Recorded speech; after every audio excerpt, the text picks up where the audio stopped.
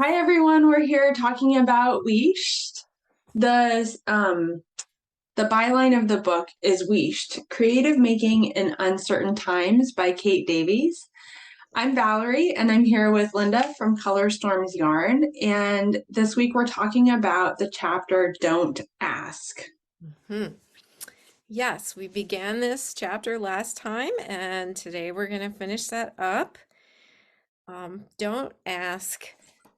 There's no permission required or needed to be a maker of any kind. She talks about this wonderful artist, Mary Delaney, who started art as an older person in her 80s. Wow. And she also talks about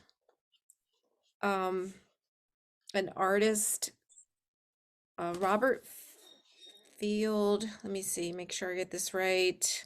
Robert Duncan. And he writes a poem called Often I Am Permitted to Return to a Meadow from his collection. He wrote a book called The Opening of the Field. So I looked it up. It's actually a book. And so this is just one poem from his book. And so Kate Davies talks about open the field. And then it goes into this poem. Cultural fields are naturally conservative places. They are spaces overly concerned with self-definition, categorism, and narrow questions of worth and value.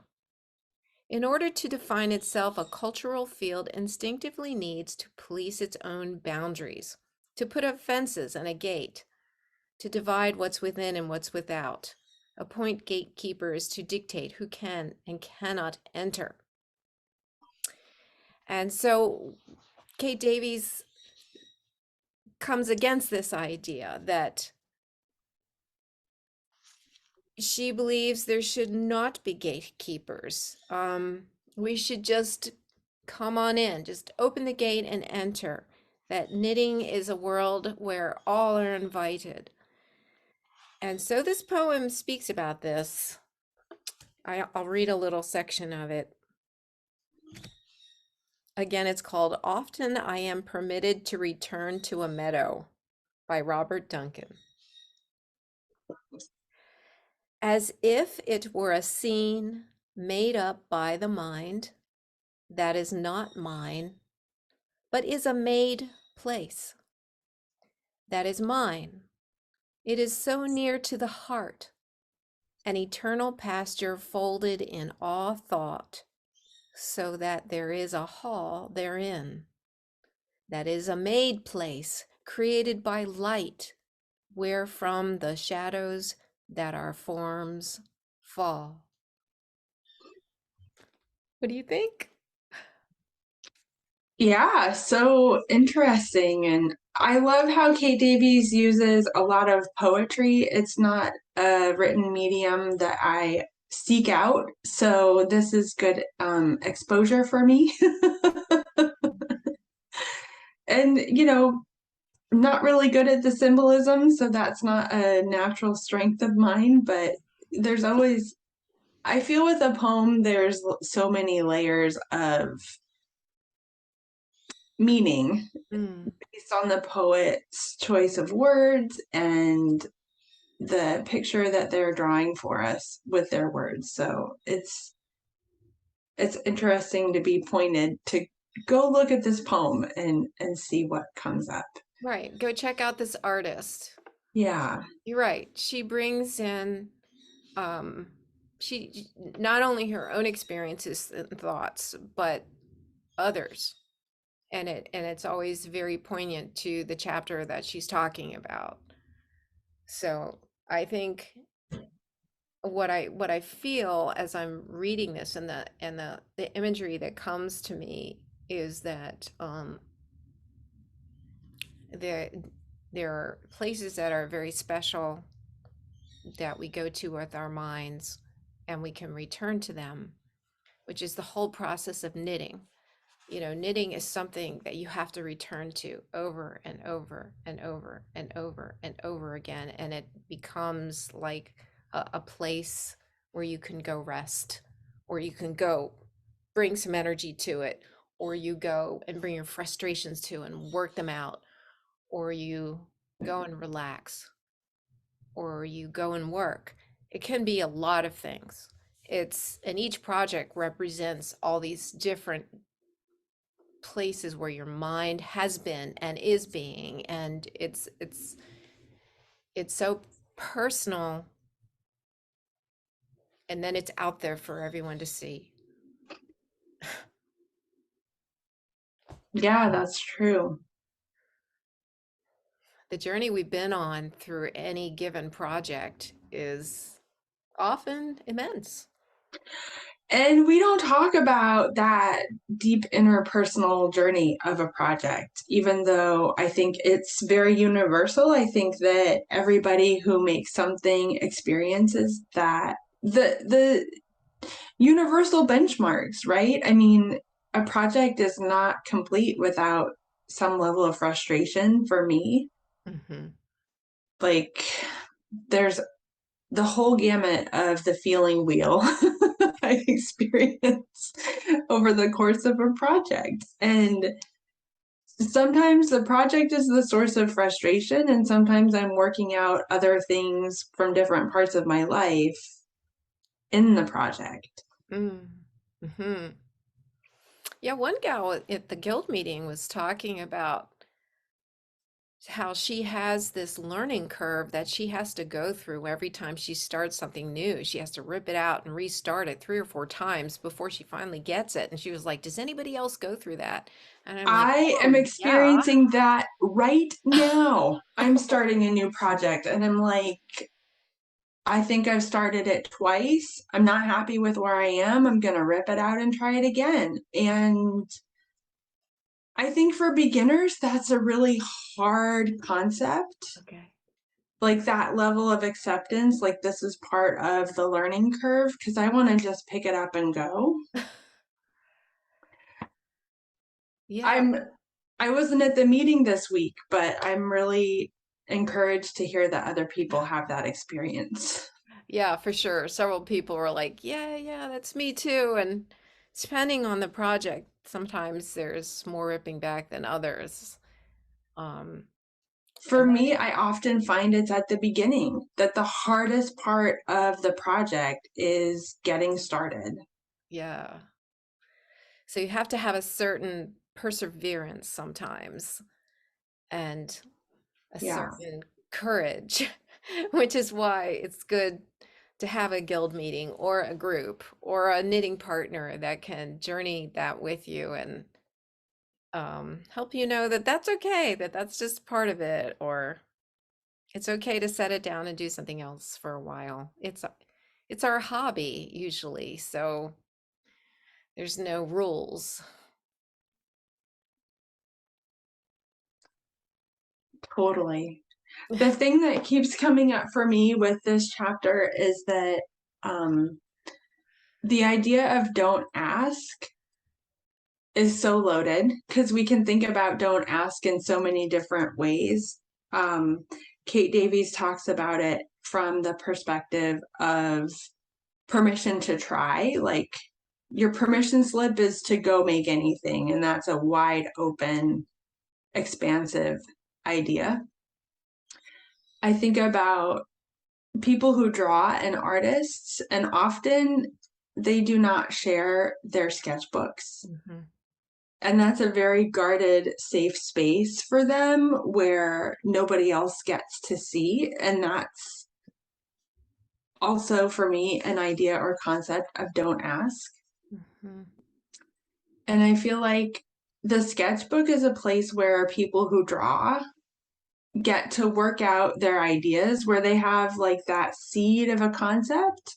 And then they keep just like coming back to it, or they make a page of thumbnails, or they start with pencil and then the next page is ink. this evolution of a concept or idea, and really they're building their skills through that work. Mm-hmm. But as knitters and crocheters, we often don't give ourselves permission to go through that sketchbook process. Mm-hmm. There's a swatch, Maybe.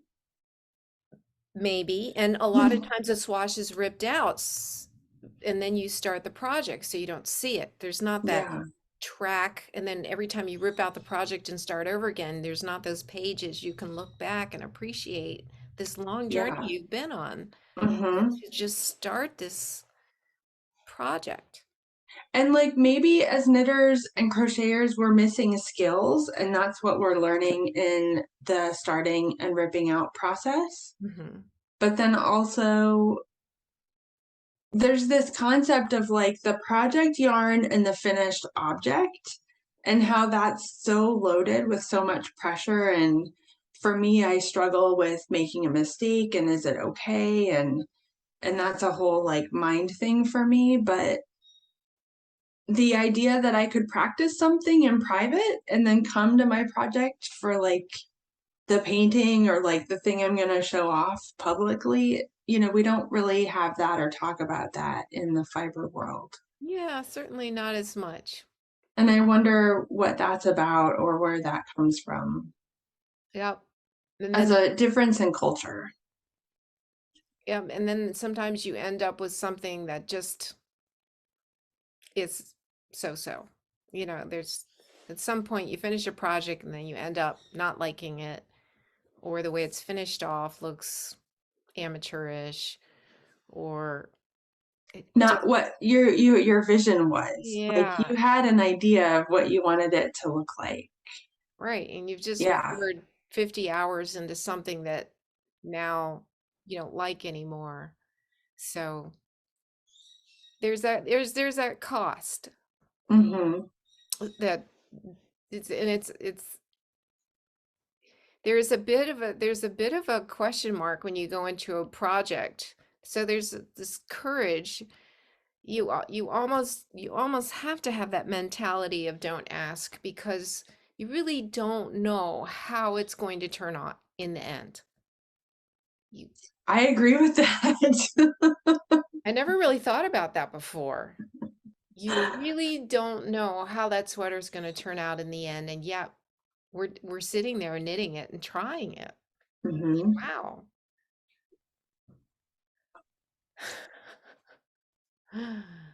I've got I probably have 30, 40 sweaters in my Wow. drawer and my shelf, and easily half of them I barely wear, either because they're too hot most of the time, or a little bit uncomfortable, or they don't end up going with that many things that I have, or I don't really end up like wearing them. For me, Mm-hmm. only half of what I make and keep is something that I really wear a lot and enjoy. Gosh, that's a lot of things that I've made that don't end up having a lot of purpose. Well, for me, that just speaks to how you enjoy the process. Mm. And like, if you like the finished object, you'll wear it. Otherwise, the knitting served its purpose with each stitch while you were making it. Yeah, so I guess I'm a process person. It almost doesn't have to turn out. I just enjoy making it so much. I enjoy everything about knitting. The casting on, the sewing together, the finishing. How about you? Are you a project person or a process person, or should we just forget those labels? Forget that. There's so much more to it than that, isn't there? I am a process knitter 100%. Okay. And it's taken me a while to identify that that's the part that I enjoy. Okay. A long time. Oh, okay. I mean, because I wear what I make, but to your point, I don't wear everything that I make. Like, But I love every finished project I have, and it's sort of like this time capsule where I get to remember the yarn and the project and the all the things that go with it. Yep. It is, Yeah. each one is like a little time capsule. You're right. Those hours represent wherever you were at that moment, at those Hmm. many, many, many, many, many moments. So, in conclusion, just Yeah. it's it's good to be aware that that's going on and that's good, and um it's part of the knitting journey is that we don't know how it's going to turn out, and we just have to go into it hoping for the best. And if it doesn't turn out, that's okay. Someone else might like it, or we can just keep it as a time capsule. We could hang it up on the wall as a piece of art. So many choices at that Yeah. point. Yeah. Yeah. And we get to choose. So So good. Kate Davis encourages us to just jump in there. Don't ask. There's no permission needed. And there's lots of people willing to join you in the journey. Don't be alone in this. Mm-mm.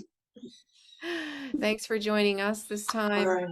and keep those creative moments happening to, and hope that they improve your life. Mm. Bye, everyone. Bye-bye.